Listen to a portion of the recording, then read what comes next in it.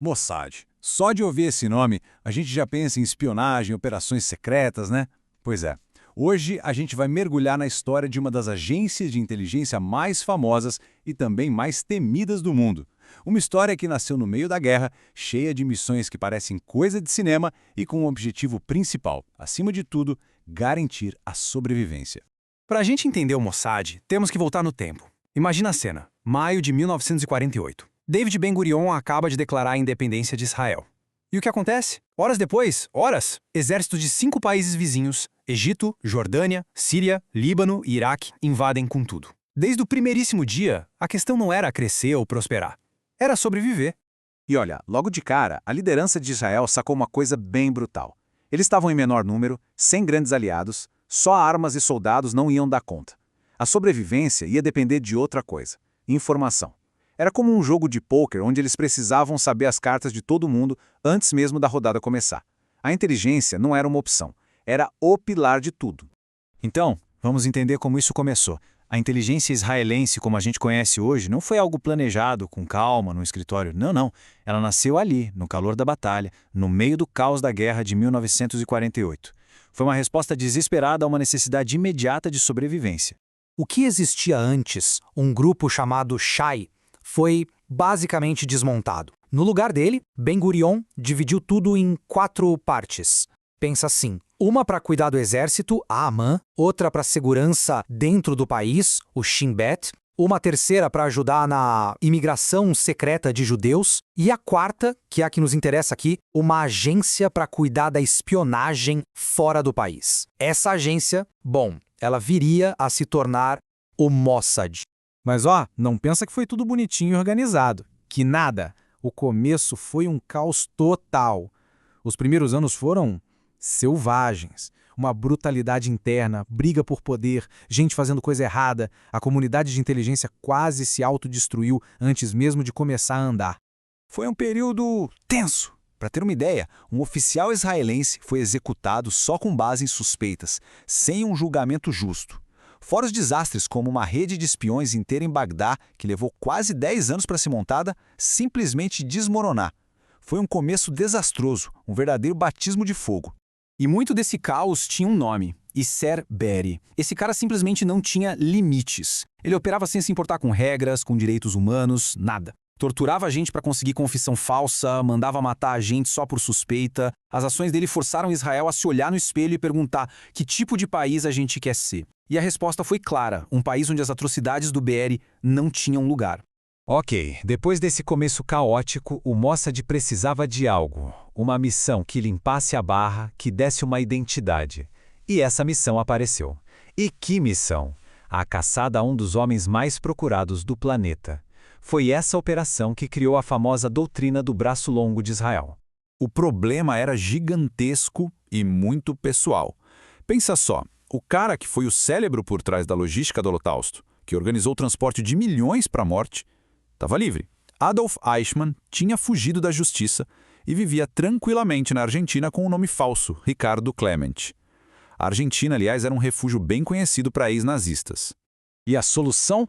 Foi uma operação de cinema. Uma operação totalmente ilegal que violava a soberania da Argentina, mas que eles decidiram fazer mesmo assim. Enviaram uma equipe para lá que ficou semanas estudando a rotina do Eichmann. E aí, no dia certo, na hora certa, em menos de 1 minuto, pegaram ele na rua. A fuga também foi coisa de filme. Drogaram ele, disfarçaram de funcionário de companhia aérea doente e o tiraram do país num voo oficial. O julgamento dele em Jerusalém foi um evento mundial, foi televisionado e forçou o mundo a encarar de novo os horrores do Holocausto. Mas para o mundo da espionagem o recado foi outro, bem direto. Não existe lugar no mundo onde os inimigos de Israel possam se esconder. E as regras de outros países? Elas não seriam um impedimento. Beleza, o caso Eichmann foi sobre acertar as contas com o passado. Mas a próxima grande fase do Mossad seria sobre garantir o futuro. A questão era bem prática. Como um país pequeno, cercado de inimigos, consegue uma vantagem militar quando esses inimigos têm armas melhores? Lá pelos anos 60, o problema estava no céu. Egito, Síria, Iraque, todos eles estavam comprando da União Soviética o que tinha de mais moderno, o caça MiG-21. E esse avião era simplesmente muito, mas muito superior a qualquer coisa que Israel tinha. Numa guerra, isso seria um desastre fatal. A solução parecia impossível, coisa de roteiro de Hollywood, mas para o Mossad era lógica pura. Se não dá para comprar um MiG-21, então a gente rouba um. Simples assim. A ideia era pegar um, desmontar e descobrir todos os segredos, todos os pontos fracos. Isso levou anos, claro. Não é todo dia que se acha um piloto disposto a desertar com um caça de última geração. Mas eles acharam. O nome dele era Munir Hedfa, um piloto iraquiano cristão que se sentia perseguido e sem futuro no exército. O Mossad chegou nele e fez uma oferta irrecusável: dinheiro, segurança para a família e uma vida nova. Em 1966, ele topou. E aqui a gente vê o poder da inteligência na prática. Num belo dia, durante um voo de treino, o Redfa simplesmente desviou a rota e pousou o MiG-21 novinho em Israel. Os engenheiros israelenses fizeram a festa, desmontaram o avião peça por peça. Resultado, quando a Guerra dos 6 Dias começou, um ano depois, os pilotos de Israel sabiam exatamente como derrubar um MiG. Eles aniquilaram as forças aéreas inimigas, muitas vezes antes mesmo dos aviões decolarem. Mas nem tudo são vitórias espetaculares. Inteligência também falha. E quando falha, o preço é altíssimo. Agora a gente entra num dos capítulos mais sombrios da história de Israel. Uma falha que levou a uma resposta violenta e implacável.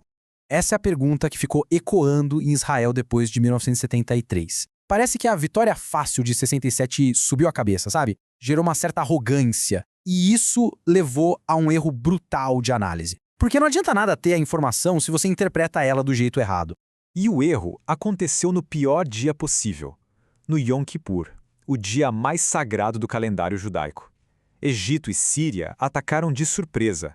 O mais inacreditável é que o Mossad até tinha informação.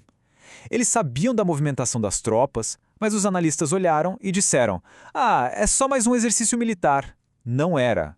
O resultado foi um desastre. Israel quase foi derrotado nos primeiros dias da guerra. A resposta a essa quase derrota e também ao massacre de atletas israelenses nas Olimpíadas de Munique um ano antes foi uma operação com um nome bem sugestivo: Ira de Deus.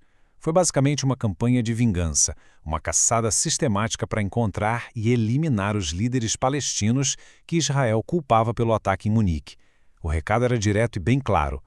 Só que no meio dessa caçada na Noruega, em Lillehammer, deu tudo errado. A equipe do Mossad se confundiu. Acharam que um garçom marroquino, um cara que não tinha nada a ver com a história, era um dos alvos principais. E o mataram. Foi um erro trágico. Vários agentes foram presos, a operação foi exposta para o mundo todo. Foi um lembrete doloroso de que, mesmo para uma agência como o Mossad, erros acontecem. E os erros podem ser fatais. Agora vamos dar um salto no tempo, para o século XXI. O mundo mudou, as ameaças mudaram e, claro, o campo de batalha também. O Mossad precisou se reinventar. A briga não era mais só com caçadas humanas, mas também no mundo digital. E um novo adversário entrou no radar com força total: o programa nuclear do Irã. Para Israel, a ideia de um Irã com armas nucleares era, e ainda é, uma ameaça à sua própria existência. Mas uma guerra declarada seria catastrófica para todo mundo. Então qual foi a saída? Uma guerra nas sombras. Uma campanha de sabotagem silenciosa, usando uma nova arma: a guerra cibernética. E o Mossad atacou em duas frentes. Por um lado, a alta tecnologia, o Stuxnet, um vírus de computador super sofisticado que, de alguma forma, conseguiu infectar e destruir fisicamente as centrífugas nucleares iranianas. Mas, ao mesmo tempo, eles não abandonaram a espionagem à moda antiga. Em 2018, agentes simplesmente arrombaram um galpão em Teherã e roubaram 0,5 tonelada de documentos secretos. É o melhor dos dois mundos, o hacker e o ladrão de cofres, tudo na mesma agência. E tudo isso nos leva a uma grande questão, né? A história do Mossad é uma história de sobrevivência a qualquer custo. É uma história de inovação, mas também de brutalidade. As ações deles, desde caçar um arquiteto do Holocausto até sabotar um programa nuclear com um vírus, sem dúvida mudaram o curso da história. Mas a pergunta que fica é: a que preço? Qual o custo de operar sem regras? A resposta para isso, talvez, continue nas sombras.